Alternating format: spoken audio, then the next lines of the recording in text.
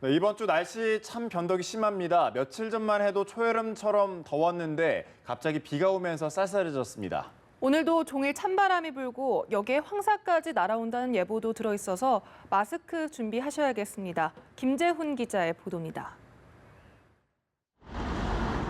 모처럼 대지를 촉촉히 적셔주는 봄비.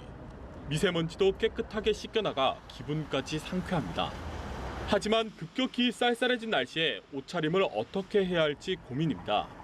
주 초반만 하더라도 낮 기온이 25도 안팎까지 오르며 반소매를 입어야 할 만큼 더웠는데 불과 나흘 사이에만 수온주가 15도 가까이 뚝 떨어져 이제는 다소 춥기까지 합니다.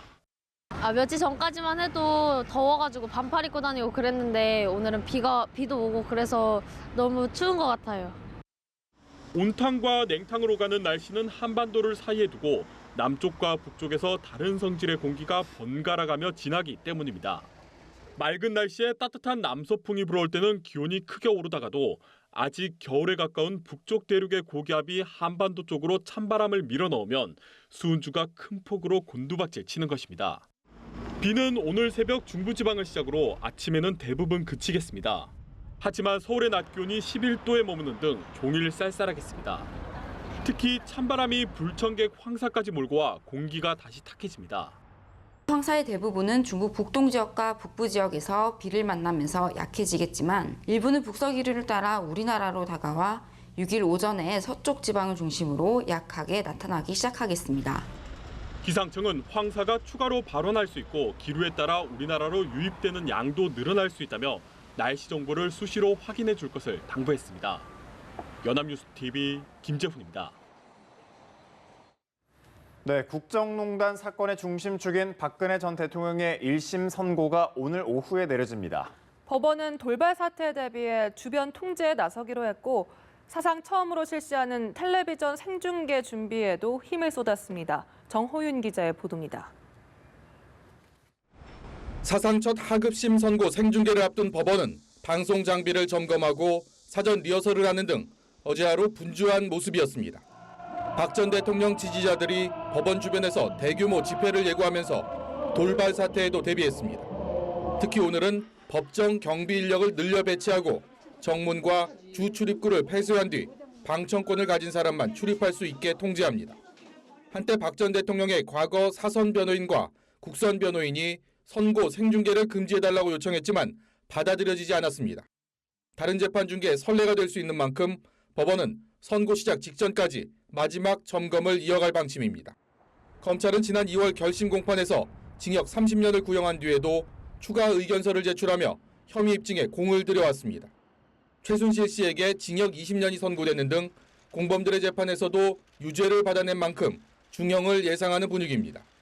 박 전 대통령 측 국선 변호인 역시 선고 사흘 전까지 추가 의견서를 제출하며 막바지 소명에 힘썼지만 박 전 대통령은 여전히 침묵을 유지하고 있습니다. 지난해 10월 구속기간 연장 결정 이후 재판을 보이콧한 박 전 대통령은 선고 결과 역시 구치소에서 전해들을 전망입니다. 국선 변호인들도 일부만이 법정에 출석해 선고를 듣는다는 계획입니다. 연합뉴스TV 정호윤입니다. 네, 박근혜 전 대통령은 국정농단 1심 선고 법정에도 모습을 드러내지 않을 것으로 보이지만 법원의 생중계 결정으로 안방에서도 선고 전 과정을 직접 지켜볼 수 있게 됐습니다. 박 전 대통령 선고는 어떻게 진행될지 오예진 기자가 전합니다. 박근혜 전 대통령의 선고는 서울중앙지법 417호 대법정에서 내려집니다. 지난해 5월 첫 재판부터 1년여간 심리를 해온 형사합의 22부 재판장 김세윤 부장판사가 직접 선고를 하는데 박 전 대통령의 불출석이 예고되면서 피고인석이 비어있는 궐석 선고가 될 전망입니다. 재판부는 국민의 알 권리를 위해 하급심 최초로 선고 생중계를 허용했습니다. 법정에는 총 4대의 방송 촬영용 카메라가 설치됐는데 재판부를 비추는 2대 중 1대는 김 부장판사를 단독으로 촬영합니다. 남은 2대는 각각 변호인석과 검사석을 비추고 방청석은 촬영이 되지 않습니다. 생중계는 재판부가 법정에 들어오는 순간부터 판결 선고를 하고 퇴정하는 순간까지 전 과정에 걸쳐 진행됩니다. 선고는 김 부장 판사가 박 전 대통령의 18가지 혐의에 대해 하나씩 유무죄를 판단한 뒤 그 이유를 밝히고 박 전 대통령이 혐의를 모두 부인하면서 반성하지 않는 점 등의 요소를 고려해 최종 형량을 제시하는 순으로 진행될 전망입니다. 앞서 최순실 씨와 신동빈 롯데그룹 회장 등의 재판은 시작부터 선고까지 2시간 20분이 걸렸는데 이번에는 박 전 대통령 한 명에 대한 선고이고 생중계된다는 점에서 시간은 훨씬 줄어들 가능성이 큽니다.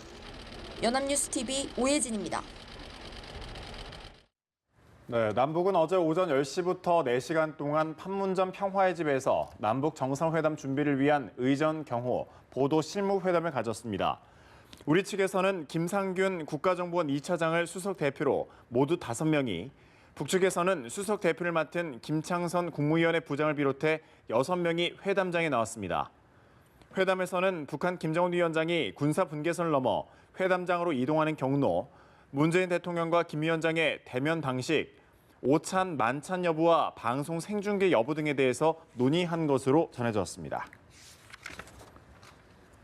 네, 어제 실무회담에 이어 내일은 한라인 구축을 위한 통신 분야 협의까지 남북 정상회담 준비가 이렇게 속도를 내고 있습니다. 비핵화 구상에 몰두하고 있는 문재인 대통령은 실패하지 않을 해법 마련을 위해 원로와 전문가 등 다양한 그룹의 의견을 청취할 예정입니다. 이경희 기자의 보도입니다. 문재인 대통령은 청와대 경내에 머물며 남북 실무회담 진행 상황을 실시간으로 챙겼습니다. 이제 3주 앞으로 다가온 남북 정상회담에서 최대한의 성과를 이끌어내기 위해선 모든 분야에서 철저한 준비가 필요하지만 관건은 역시 비핵화 해법입니다. 청와대는 시종일관 이번 회담은 비핵화에 초점이 맞춰질 것이라며 치밀한 해법으로 성과를 내겠다는 강한 의지를 보여왔습니다.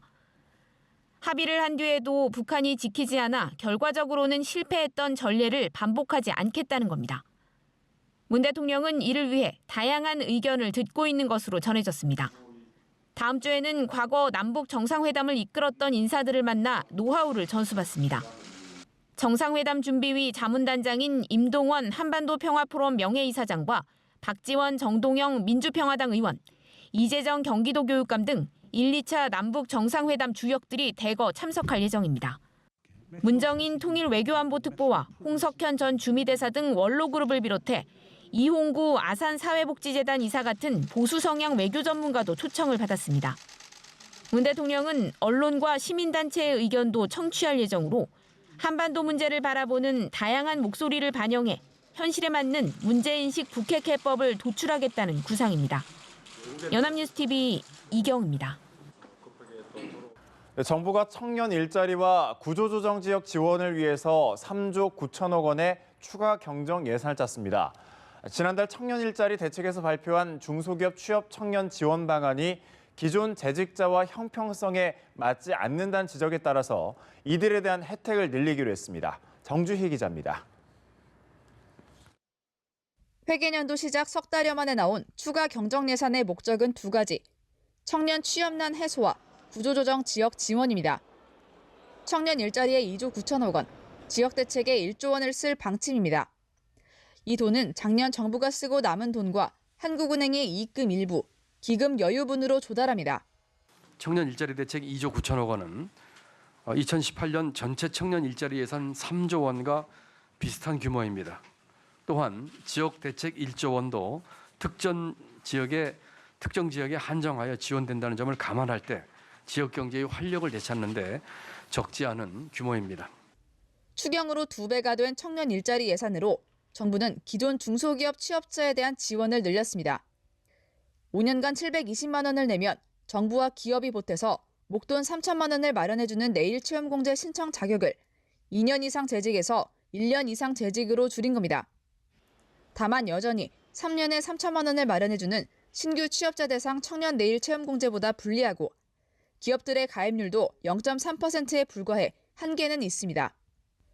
고졸 취업 장려금 400만 원 지급 대상도 1만 명에서 2만 4천 명으로 늘어나고 중소기업 취업 후 대학에 들어간 9천 명에게는 한 학기 320만 원씩 지원합니다. 조선자동차 구조조정에 직격탄을 맞은 전북과 경남에는 실업급여를 2년 더 주는 등 두 지역 지원에 1조 원을 투입합니다. 정부는 상황이 심각하다며 신속한 국회 통과를 기대하지만 선거를 앞두고 야당의 거센 반대를 넘어야 하는 상황입니다. 연합뉴스 TV 정주입니다.